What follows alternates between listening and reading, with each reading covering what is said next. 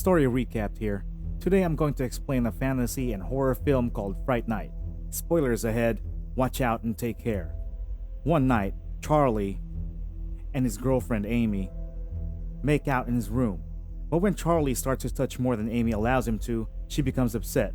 Of course, Charley is a bit disappointed that they've been dating for a year but haven't gone all the way.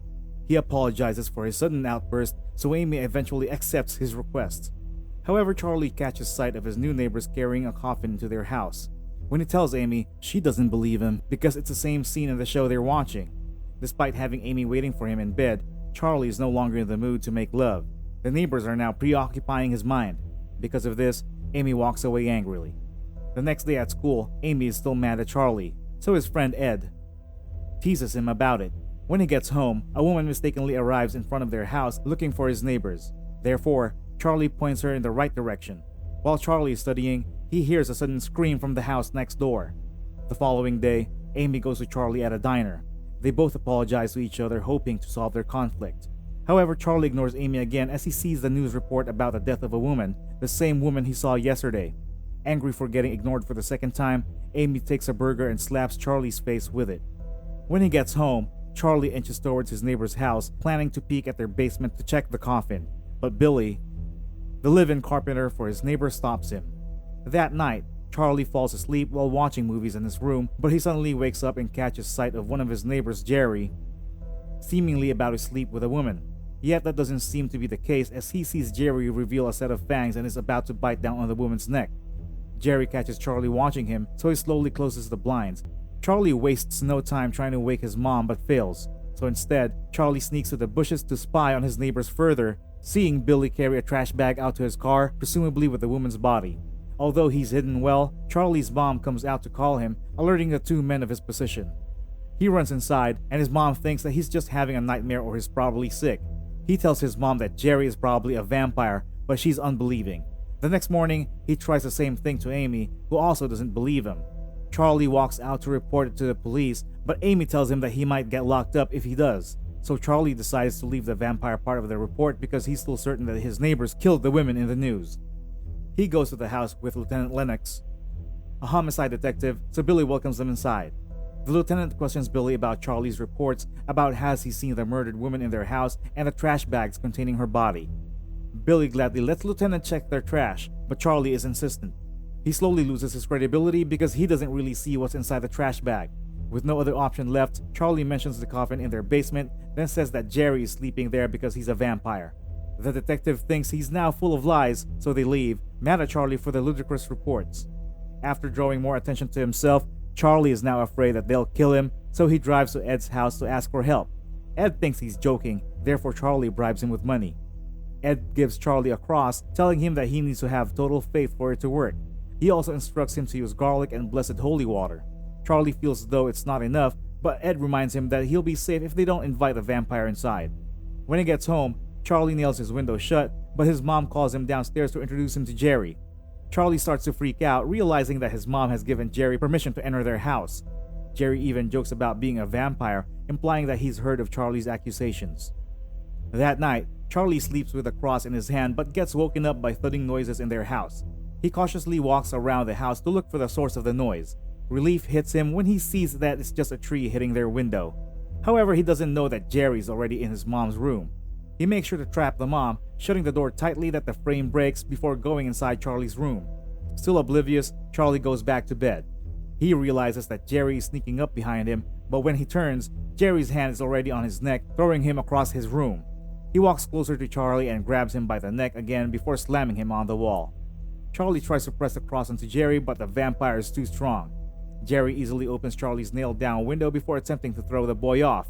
Persistent, Charley fumbles beside him, retrieving a pencil that he stabs through Jerry's hand.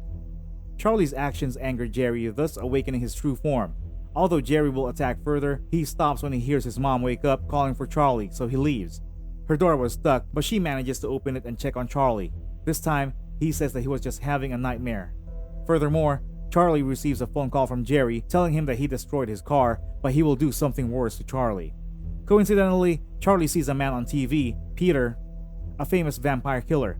He watches Peter kill a vampire on TV by driving a stake through their heart, giving Charley an idea. The next day, Charley waits for Peter outside of his workplace to ask for his help, but the TV celebrity isn't too amused with his sudden presence. Peter has just been fired because nobody wants to watch his show about killing vampires anymore. When Charley tells him about his vampire neighbor, Peter confesses lying about the vampire thing. He ignores Charley and drives away, leaving the boy helpless. Ed and Amy visit Charley, worried for their friend, but their concern rises through the roof when they see Charley's room filled with candles and crosses. He is sitting on his bed, making a steak. He plans to kill Jerry before nightfall, so Amy stops him because it's murder. However, Charley doesn't think it's murder to kill a vampire. They manage to talk Charley out of his plan, telling him that they're going to try speaking to Peter for him so that he can have backup. Despite that, Charley knows that his friends still don't believe him. His two friends knock on Peter's door pleading for help. They explain the situation, telling him about Charley, but Peter still thinks he's crazy, so the three devise a plan. Instead of helping him defeat Jerry, they're going to help Charley realize that Jerry isn't a vampire. But Peter disagrees on helping until Amy promises to pay him. They call in advance, asking whether they can do a vampire test on Jerry for Charley. Jerry agrees but says no to crosses and holy water, but Peter reassures him that it's just going to be regular tap water. That night, Peter arrives and visits Jerry. However, Charley is frustrated that Peter didn't bring anything else but the holy water, anxious that they will die once he's proven right. But alas, because nobody believes him, they continue with their regular plan of just making Jerry drink the fake holy water. Jerry greets Amy, immediately charming her with a chivalrous introduction. Peter hands Jerry the vial of holy water. Despite knowing that it's all just an act, Jerry shows a little apprehension before drinking the water. When nothing happens, Charley is convinced that the water isn't blessed despite everyone else trying to tell him otherwise. Charley brings out his cross, making Jerry back away. He wants to make Jerry touch it, but Peter stops him. The homeowners escort the group out, though before they can leave, Peter checks himself on the mirror, catching that Jerry has no reflection. Out of surprise, Peter drops his mirror, leaving a broken shard on the floor.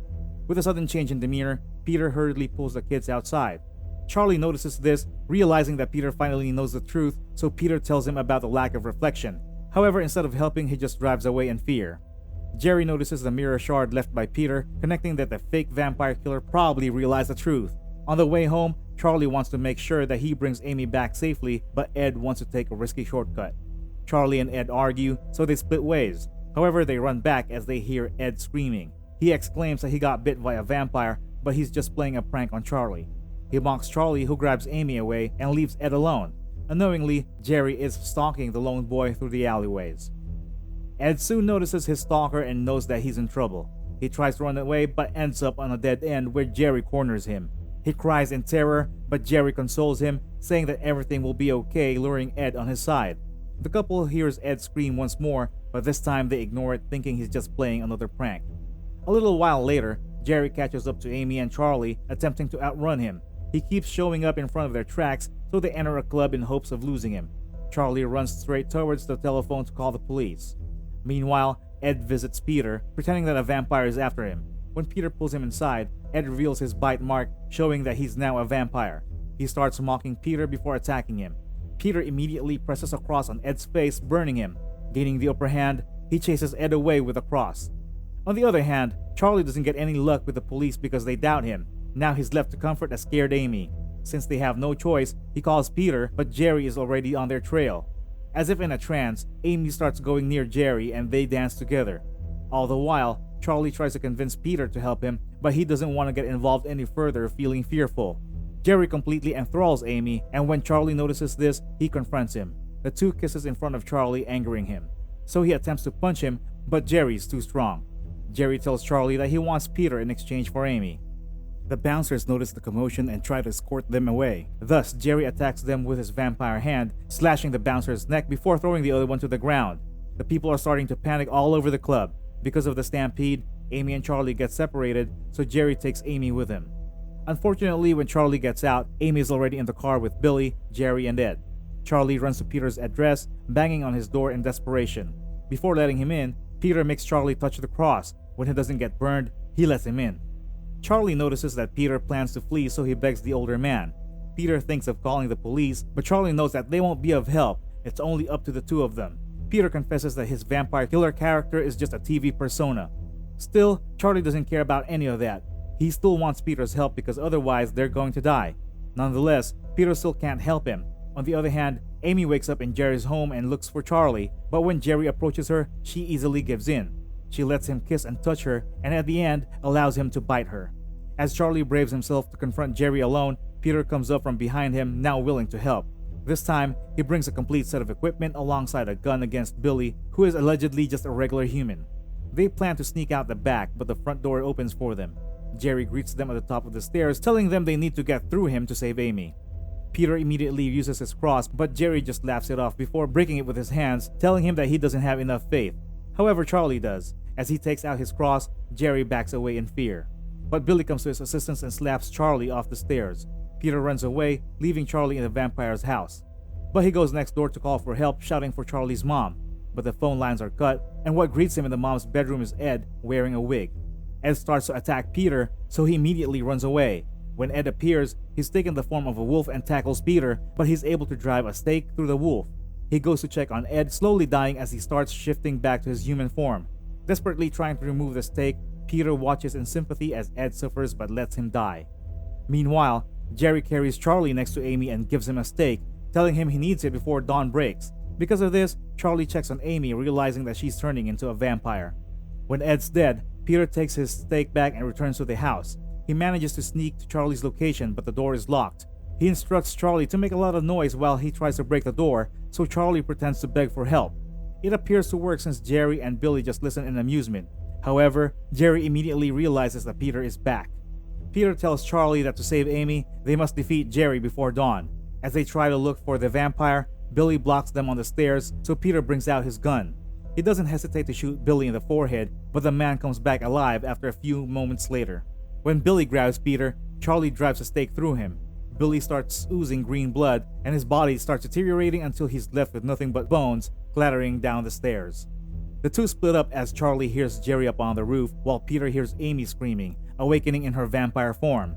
Peter takes out his cross, scaring Amy as he backs away from the room.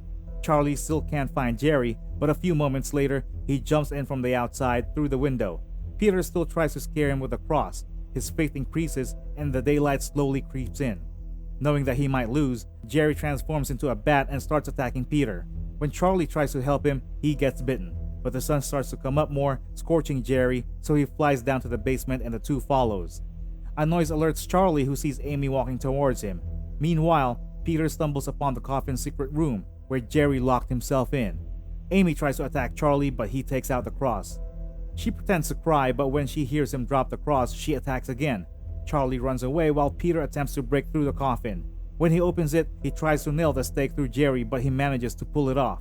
He attacks Peter, so Charley breaks the blackened windows in the basement to let the sunlight peek through.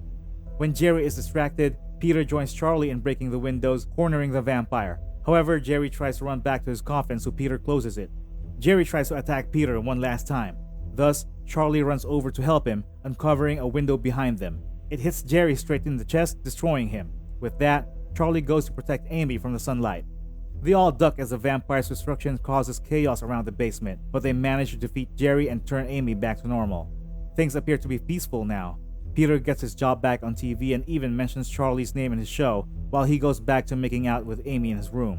When Peter's show is finished, Charley turns off the TV. However, he sees a glimpse of glowing red eyes looking at him from the neighbor's house, but he doesn't tell Amy. He goes back to bed with her, not noticing Ed laughing from next door. Subscribe to watch more videos like this. Turn on notifications. And leave a like, it really helps the channel out. Thank you for watching.